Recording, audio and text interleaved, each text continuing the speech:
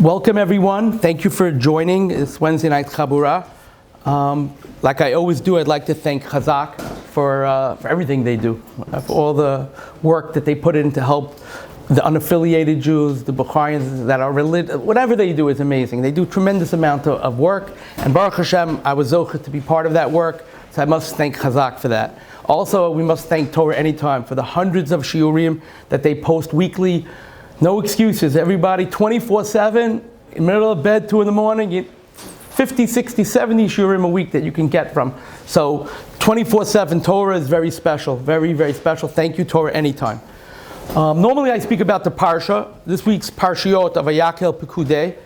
But I'm going to deviate a little bit from that because Pesach's coming up and we have only 3 shiurim for Pesach to talk about. So I'm going to actually talk about Inyanei de Pesach, things about Pesach. Now before I do begin about Pesach, I was zocheh to read a story, hear a story, and witness a story. 3 unbelievable stories that I want to share with all of you. 3 unbelievable stories I want to share with all of you. So last week at the end of the shiur, I actually mentioned the story quickly, and I feel like I want to go over that story because many people, even when they tune in on Torah Anytime or YouTube, whatever they tune in on, it was towards the end of the shiur. And being that it was towards the end of the shiur, I don't know if anyone actually listened to enough of the shiur to get to it, but it's such an amazing story. I want to share it again. Rav Shach, when he was over 90 years old, he was once sitting in his room in Bnei Brak, in his apartment, and he started to cry. So his grandson, Rav Asher Bergman, who was taking care of him at the time, said, "Zayda, why are you crying? Zaydi, why are you crying?" So Rav Shach continued to cry. He asked him, "Zayda, please tell me, what is it that's bothering you? Tell me what is it that's bothering you?" So Rav Shach said to him that years ago, I was able to learn Rashi. I knew Rashi by heart. I was able to learn the Rashis.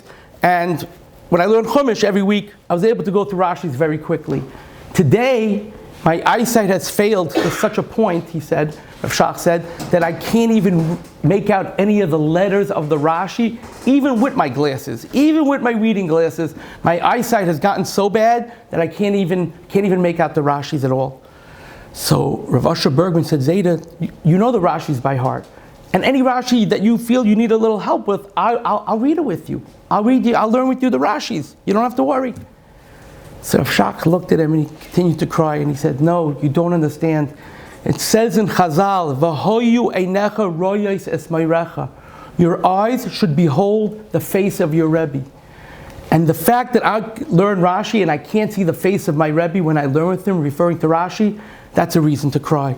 So Rav Shach, to him, when he learned Rashi, when he learned from a Gemara, when he learned Torah, he felt like he was actually learning it from the face of his Rebbe. So it's a very powerful lesson of what it means to learn from your Rebbe. So that was a story that I mentioned. I thought it was just an amazing story. I mentioned it in a few public schools, and they actually understood it, and it was very powerful. So I wanted to mention that. This week I read a story about Reb Chaim Kanievsky. I didn't really mention too much about Reb Chaim Kanievsky last week. It was his yard site, so I just want to rehash a certain story that I actually read that I thought was an amazing, amazing story. Numerous amazing stories, but this was one of them. There was once a plumber that came to Reb Chaim Kanievsky 3 days before Rosh Hashanah, and he fixed a leak. He fixed one of the leaks, and he turned around to leave, and Reb Chaim said, "No, I must pay you." He didn't want to take the money. He said, "You must take it," and he took the money. As he's walking down the steps, Reb Chaim called him back for a moment. And he said, "Can I ask you something?" So he said, "Yeah, of course," what Reb Chaim wants. Reb Chaim asked him, "What do you daven for on Rosh Hashanah? What do you daven for on Rosh Hashanah?" So the plumber said, religious plumber, he said, "I daven for Shalom Bayis. What do I daven for? Parnasa." So Reb Chaim said, "I don't understand. You daven for Parnasa, you said, right?" He goes, "So what are you davening for? That other people should have problems with their plumbing? Because when you're, as a plumber, or whatever profession you have, that people need to come to you for help, in a way, you're davening that these people should need that help. A car mechanic is davening that he should have parnasa. That means people's cars have to break down. Somebody that's davening, like I said, a plumber, he's hoping people have some issues with their plumbing. So he said, so you daven that people should, in a way, without realizing it, that's what you're davening for." So he said to Reb Chaim, "Then what should I daven? How do I daven for parnasa?" So Reb Chaim said, "Let me tell you what to daven for in Rosh Hashanah. He said, daven that people that were decreed that they should have, God forbid, a terrible catastrophe, whether someone was supposed to get very sick, or somebody was supposed to chas v'shalom lose a child, or someone was supposed to chas v'shalom leave the world himself, that Hashem should not do this catastrophe, but should let it out on their pipes instead. Therefore, you're benefiting and they're benefiting. Therefore, you could daven for a parnasa, but if you have that in mind, you're doing a chesed. Do your parnasa, you're doing a chesed. So I thought that was an unbelievable story that only a gadol like Reb Chaim can come up with. That when you daven that Hashem should let it out on smaller things and not bigger things, and therefore Baruch Hashem you're needed, and it's a good thing that you're making parnasa. So that was another story. This Shabbos, I get a phone call. Erev Shabbos, I get a phone call. Somebody needs a place for Shabbat. So I said to the person that called me, yeah, tell this person I'll be more than happy to have them. And I'll be very honest with you, I was planning on going away for a meal for Shabbat somewhere. I was okay if I didn't go. And, I said, it would save me a good few $100 Shabbos meal, because that's Baruch Hashem we spend on Shabbat. Baruch Hashem gives and I spend. But I said, to have a guest for Shabbat, somebody needs a place, you know what? I asked my wife, she says, no, we'll stay home. The whole family will stay home, and we'll cater to this guest. But Baruch Hashem I did, because I heard some unbelievable stories from this man. This man is an Israeli, he lives in Israel. He's a very big mortgage broker in Eretz Yisrael, very huge. I mean, from the stories he was telling me, you could tell that he had, Baruch Hashem, very, very good business. And he was telling me about his life, and he didn't look like, I don't know how religious he was. He was from, I know he was religious. I just don't know the extent of religiosity, where he was holding. So as I'm talking to him about life and about things, he starts telling me stories about himself, about when he was in Kollel. So I said to him, how many years were you in Kollel? He said, I was in Kollel 8 years. I said, 8 years in Kollel at Eretz Yisrael, that's Baruch. I mean, Eretz Yisrael, many people are in Kollel, but 8 years is a long time. So I said, so you obviously sat and learned. He goes, yeah, I did Baruch Hashem. At one point he learned very stark, and then he fell off a little bit, he tells me. So then whenever I hear someone from Eretz Yisrael, I love to ask him, did you ever meet Rebbe Elyashiv? Do you ever meet Reb Chaim Kanievsky? Do you ever meet Baron Leib Steinman? Do you ever meet any of these Gedolim, the Stipler? Because I love to hear stories about them. I love to hear stories about them. So I said, were you ever into Baron Leib? He tells me some great stories. He asked me, you ever into Reb Chaim Kanievsky? He says, you know what? I wasn't so into him when I left Kollel, he said. For his own fault, he said. I fell a little bit. I wasn't so into him. But one story he said to me brought him back. I said, can I hear the story? He goes, of course. So he tells me he started being a mortgage broker in 2011. Year 2011, and by 2013 he already said to me, he built up a very nice clientele, and Baruch Hashem was making good parnasa. But being that he was once in Kollel, a lot of the people in the neighborhood, surrounding neighborhoods where he lived, understood also that he has a shtickle, he had a little bit of that, religiosity, like I said, I don't know if I said it right, but towards Yiddishkeit. So they wanted him to do their mortgages. So he said to him that many, many Rosh Kollels would come to him to help them with a refinance. Why? Because they were not paying the Kollel checks on time. They were not paying the Kollel checks. And they needed to refinance their apartments, some of the yeshiva building. And he knew this was not a good thing to do, to constantly refinance to pay for Kollel checks that you can't pay. When does it end? If you're never raising enough money, there's always going to be debt. So he felt bad, and he said to a few Rosh Kollels and Rosh Yeshivas that came to him, he said to them, before I do your mortgage, I'll make money on your mortgage. I don't want to do that. Before you do it, go to your Rav or your Rosh Yeshiva or your rabbi, whoever it is, and ask them like this. Say to them these words. Is it worth it for me to keep this Kollel open? Is it worth it for me to keep this? Of course it's worth it, Al Torah, of course. But this is what he asked. He says, I don't want to just do it. If they say, go ahead, I'll refinance. No problem. I'll do it al chesed. I'll help you. I'll refinance. But I want an okay from them. So he said, of course, most of the people didn't call him back. That's not the answer they wanted to hear. One guy, he said, came to me. He needed 80,000 shekel to pay a Kollel that he was behind 2-3 months. I don't know how much months. He was behind. And he wanted to refinance the yeshiva property that the Kollel was in. So he said to him, like he said to all the other Rosh Kollels, go to your Rav. And if your Rav says to refinance, I'll do it. So the guy said, no problem. 3 days later, the man comes back to this mortgage broker, and he puts down on the table a check for 80,000 shekel that he needed. And he didn't do it to try to show, say, look, hey, you don't want to help me, look what I got. No, he wanted to tell him a story. He says, I have the 80,000 shekel I needed. I don't need to refinance anymore. Thank you. Because why are you thanking me? So he says, I went to my Rav. Who was it? Reb Chaim Kanievsky. He said, I went to Reb Chaim Kanievsky and I told him, I said, Rosh Hashiva, whatever he called him, Sar HaTorah, whatever he called him. He said, I have a kollel. I'm short 80,000 shekel. I was told to ask if I should keep it open. Is it kedai for me to keep it open? Or am I putting myself in such debt that I'll never be able to get out of? So Reb Chaim said, how much money do you need? So the man said, I need 80,000 shekel. So Reb Chaim looked at him and said, you're sure you need 80,000? He goes, yes.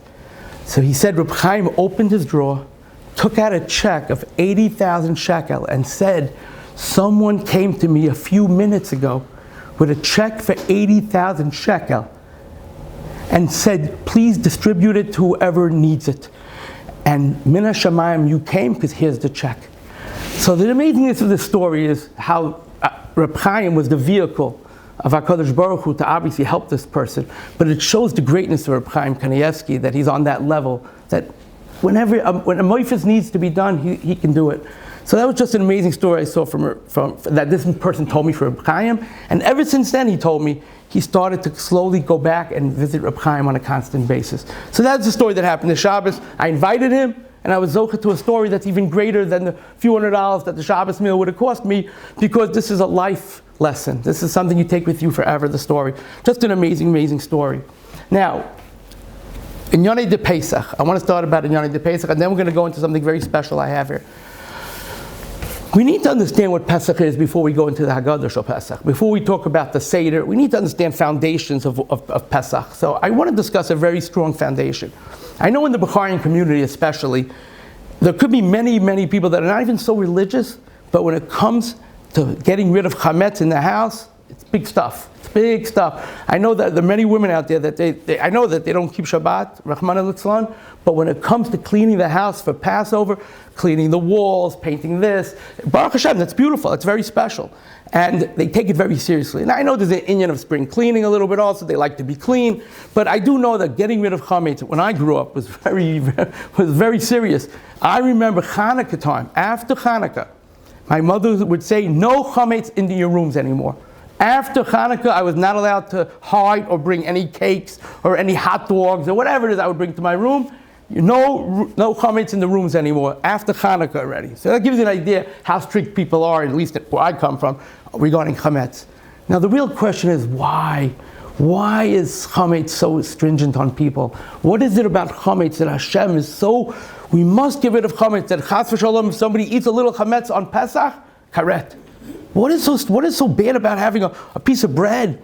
What's so bad about having a little crumb in your house? What's so bad if it's somewhere in the room somewhere that you mamish the cleaning for Pesach, the vacuuming and the cleaning and the car cleaning and the carpet cleaning and the painting the walls and redoing the whole house almost. Maybe that's part of it also. Redoing the whole house to get rid of chametz. What is it about chametz that's such a stringent thing that people take it so seriously? And why did Hashem make it that this halakha should be such a very serious halakha? So I want to tell you, let's discuss what chametz is. Chametz is wheat that had water mixed with it or any other juice, and you had yeast put in it, right? Because water in a certain time where it doesn't have time to rise is not chametz. It's called matzah, and it's called chametz that you're allowed to eat on Pesach. It's not real chametz, okay? What does the word chimutz means? It means rising. That's what it means, from yeast. Therefore, the whole inyan of the chametz, the whole inyan of yeast rising is the symbol of the Yetzer Hara. Chametz is the symbol of the Yetzer Hara. How? Because when something is flat, you see what it is. What it is, you see, right? But when something has yeast added in it, it fluffs it up more, it looks bigger than what it is. It makes it into a bigger dimension of what you really have in front of you. Because if you took the challah and had a machine squash it down, almost like your heart, it would be very thin, just as much as the matzah to a certain degree. Therefore, what is the chametz? It's yeast that causes something to rise. And that is what the Yetzer Hara is. It takes you and shows you something that you think is, wow, I need that, and makes it a bigger story than what it really is. You should know, when it comes to desires and it comes to things that people want, the wanting is greater than when you have it itself. The wanting for something is greater than the having it itself. Why? It's common sense. Because one is a physical thing, and the wanting is more emotional. And an emotional high is greater than a physical high. It's just the way it is. An emotional high is deeper, more ingrained in a person than a physical. Because a physical is 1, 2, 3, it comes and goes, and then it never really enters your machshava, it never really enters you. Therefore, the Yetzer Hara, what does he do? He takes something physical and he makes it emotional. He makes it more that you need it, I want it, I have to have it. And therefore, that is what chametz does. It blows something out of proportion.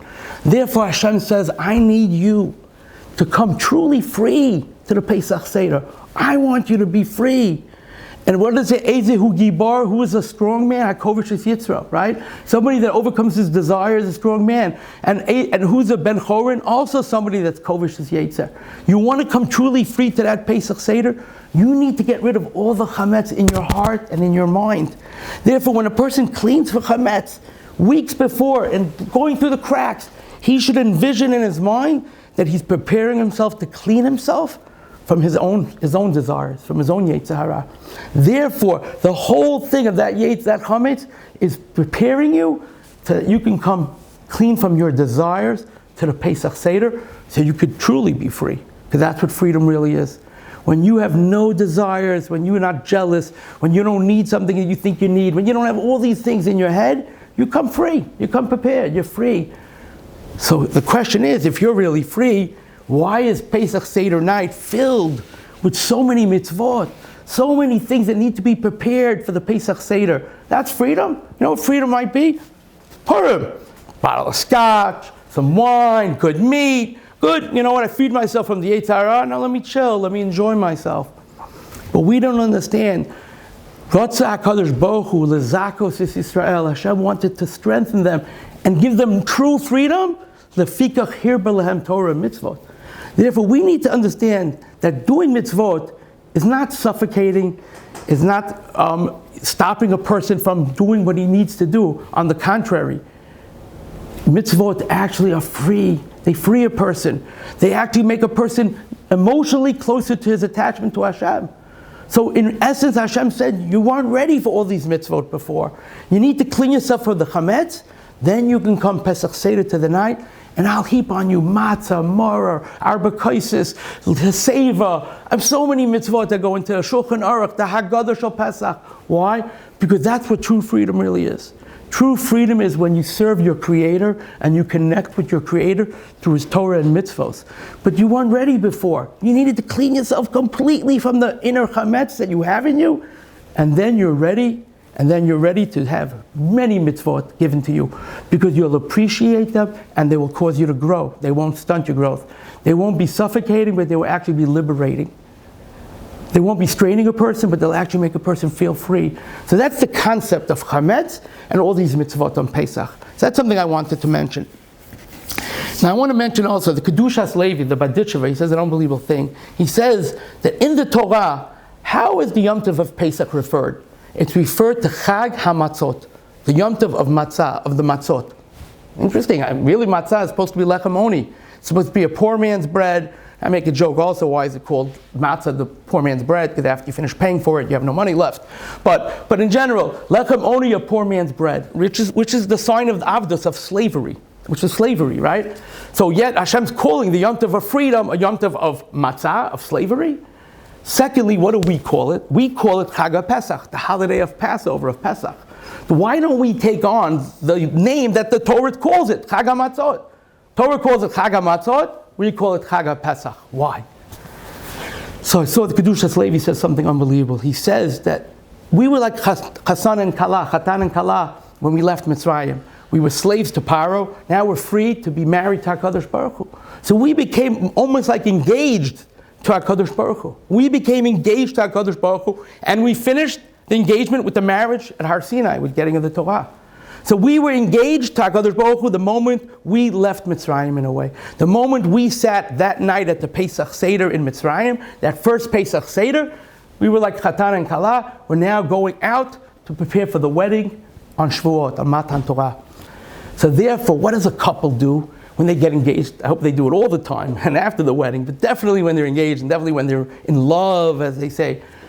you want to show not your own qualities, but you want to show the qualities of your mate, of the person you're marrying. So you'll say wonderful things about the Chatan, and the Kala will say wonderful things about the Chatan, and the Chatan will say wonderful things about the Kala.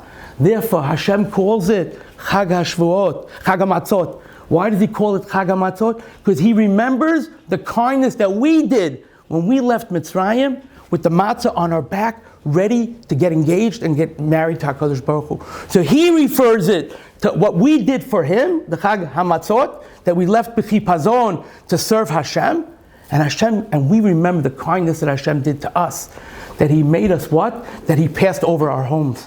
Chag HaPesach, that he passed over our homes. So we talk about the greatness of what Hashem did for us, and Hashem says, no, I'm going to talk about the greatness and call it the holiday, what you did for me. So therefore, that's what Kedushas Levi says.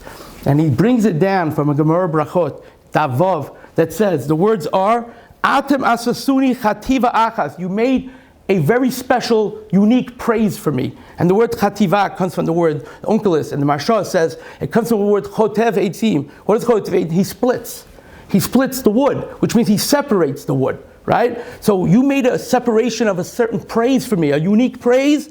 Shenema, Shema Yisrael, Hashem Elokeinu, Hashem Echad. Shema Yisrael, Hashem is one. And Hashem says, no, Vani Ese Eschem Chativa, and I'm going to give you a unique praise. And what's that unique praise?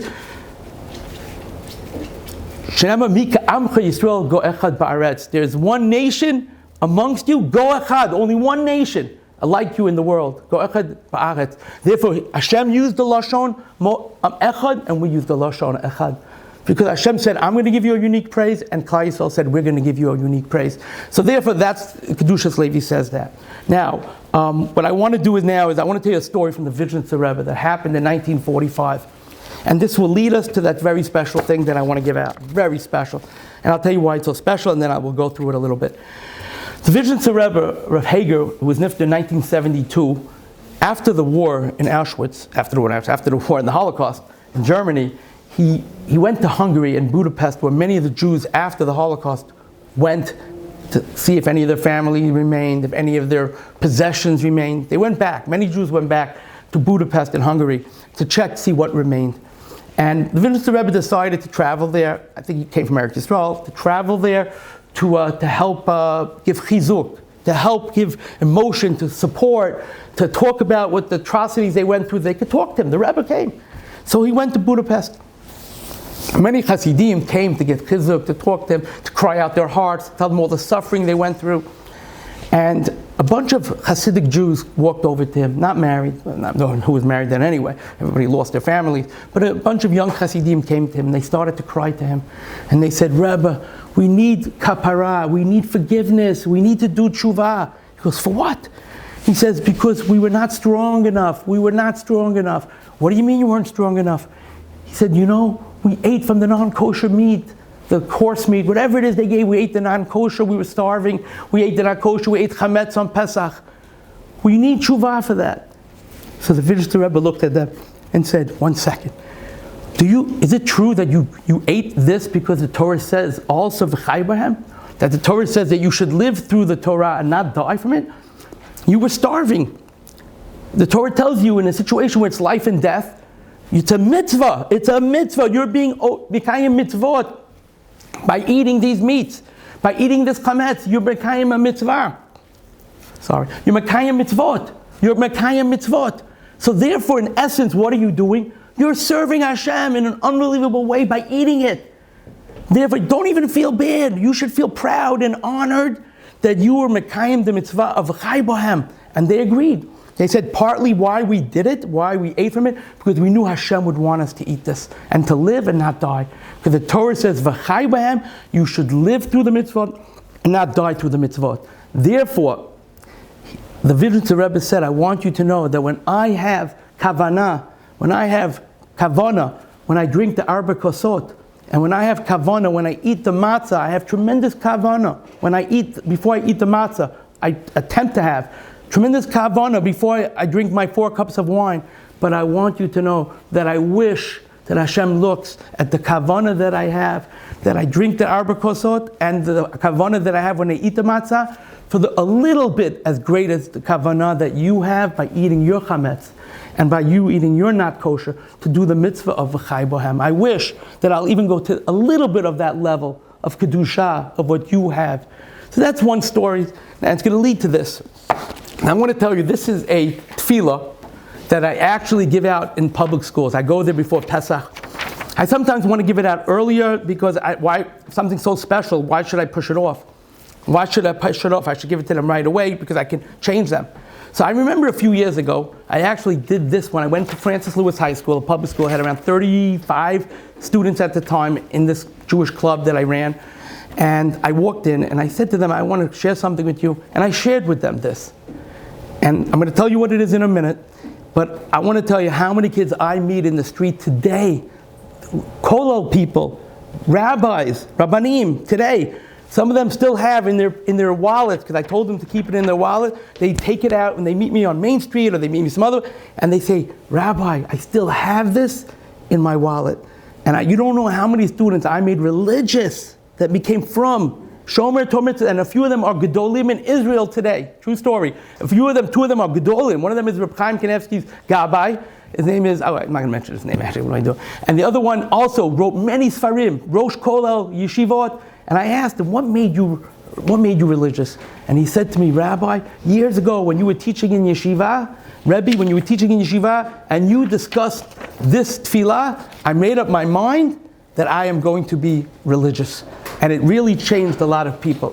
So I'm going to give this out. Please give this out to everybody here. Very special treat. Now I want to tell you, I know wealthy people that go away to very wealthy Pesach programs that call me up and say to me, Rebbe, Rabbi, whatever, different people. And they say to me, I take this with me every year. And they call me up to thank me every year. I take this with me to my Pesach program. And I have grandchildren that come. I spend hundreds of thousands of dollars on 50, 60 people that come to my Pesach. For me, I put on my tab for Pesach, and I make sure I take this with me, and I put it by their table every year next to the Haggadah, that before we start the Pesach Seder, and before all the good that we have, I want to go them to see this, read it, and then I can start my Pesach Seder. So this has been around a lot. I actually had someone translate it for me. There's one word that I'm not so sure I like the translation, how he explained it. But anyway, this is something I want you to give out, and we're going to go through it. And this is really special. You take this with you to your Pesach Seder. It will be truly, truly special. We'll end the shiur in literally 5-6 minutes after this, okay? So please take one. Yes, please, give this out, please. Thank you. Okay. Actually, one of the Rosh Hashivas in Lakewood, Rav Shustel, actually, when I gave him the card, I actually gave him a card, and when I gave it to him, he actually put it in his pocket, and he says to me he's keeping this in his pocket till after Pesach at least. Anyway, basically this was a tefillah, a prayer that was made by inmates in Bergen-Belsen. Thank you. By inmates in Bergen-Belsen before eating chametz on Pesach. See on the bottom it says a prayer composed by the inmates of Bergen-Belsen who were compelled to eat chametz during Passover. Now I need to explain to you, when I do this in a public school, for like 20 minutes I try to at least explain what the Holocaust was like. The starvation, the murder of families, the loss of property. I mean, it was complete trauma, not normal trauma. Any Jew that remained religious obviously was, and many did, was obviously truly special that Yidden can go through what they went through. Today a guy gets a fender bender and he's like right away angry at Hashem. I'm just telling you. But I will tell you, I'm just telling you what I see sometimes. A guy's angry because his nail, a lady, someone at the table was complaining, some couple came to my house and the lady was complaining that her nail chipped. But you had to see she couldn't eat the meal because of it. But anyway, so I'm just telling you that people complain about things. I'm just being open with you. I'm not saying I never complain, but people do. But this is a great lesson in life. This is not just for Pesach. This is for life. So I go to my and I tell them about the Holocaust and what it means to be in the cattle cars, and then Auschwitz, and then the gas chambers, and then after the war, living with the trauma, unbelievable trauma. Yet there were some inmates in Bergen-Belsen that were compelled to eat chametz, compelled to eat breadcrumbs on Pesach. Who's even thinking about Pesach? Who's thinking about it? I'm sorry to say this, but and I'm not blaming anyone that does, but who's thinking about Hashem all the time in the concentration camps? I mean, if we could think about what these people thought about even half the time and during the regular day, it would be impressive.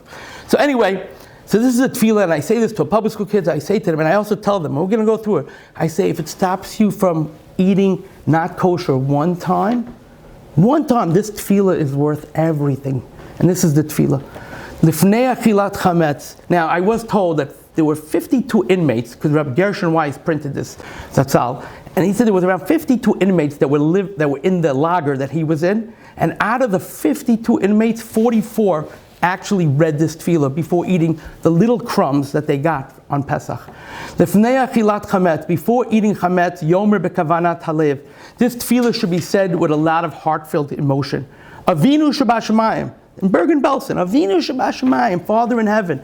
Hine, behold, golu v'yadua lefanecha. It is known and revealed before you. Sheritzonenu lasos ritzoncha. That it's our will to do your will. We know, Hashem, that's what you want us to do.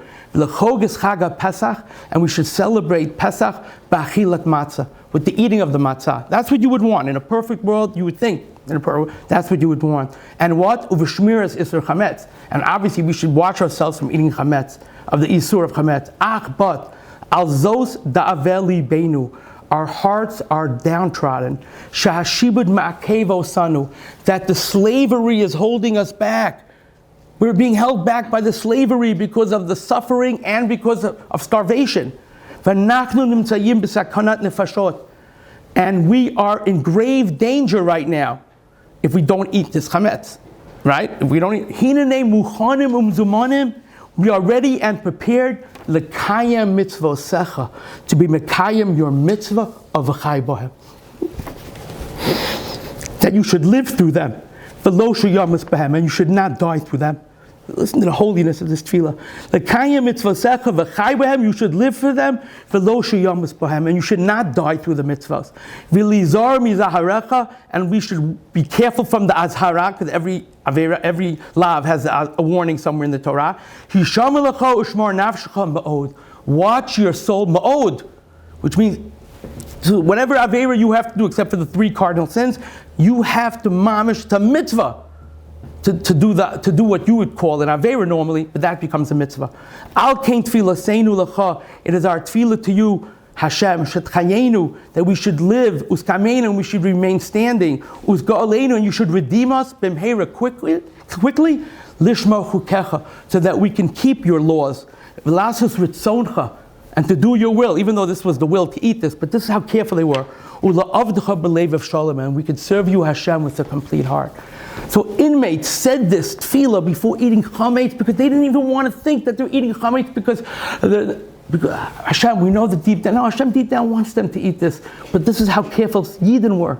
This is how special Jews were. So I tell this to my public school kids, and in this Francis Lewis, I remember.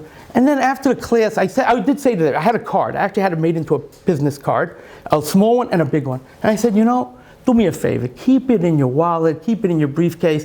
If it stops you one time from eating not kosher at any particular time, even on the way home, it was worth it. I gave you this card. But do me one favor. I said, don't throw it on the floor, don't throw it out. If you're not going to take it, don't just take it and just leave it here. But if you really seriously going to have it and keep it, by all means, please take one. Some of them took small ones, some of them took both, some took the big ones. Anyway, I ended up talking to a kid after class. And I walked out. It's an amazing thing. I walked out of the class, and I saw in the garbage can next to the class so much food that was thrown out by these kids from their bags. They threw out their non-kosher sandwiches. They threw out their non-kosher candy. You had to see it. It was almost like a collection that people get Purim time when they collect all their chametz and their snash and they want to get rid of. You should see, I walked out and I saw in that garbage can so much food that was thrown out by these kids that they emptied their bags and they threw out their non-kosher food. So I want to tell you, it's a very powerful tefillah. You take this with you. Take it with you and bring it to the Pesach Seder. Appreciate what it means to be a Yid. Appreciate what it means to sit at a Pesach Seder and celebrate it with matzah. Celebrate it the way it's meant to be celebrated. This is very special. This is a tefillah that stays with you forever. Like I told you, I have students that became from and are Roshei Kololim in Eretz Yisrael that were not religious at one point. And I once asked them, I said, what made you change? How did you change? I met them, he said, Rebbe, when you read this tefillah to us on Yom HaShoah Day. I read it in school. I was running programs in a certain school. He said, when you told us this tefillah, we made up we're going to start eating kosher. And one thing led to another. And that's why we are where we are. So it's a very special tefillah. I want everyone to understand what it means to be Moser Nefesh, what it means to be Moser Nefesh to be a Yid, what it means to be Moser Nefesh to do Ratzon Hashem, and even in the darkest moments of your life. This should be a guide for you, what it means to serve Hashem when you think you don't see Him, but you know He's there. When you think you don't see Him, but you know He's there. You need to ingrain this in your brain, because people many times get lost in the fog of the world, in the confusion of the world.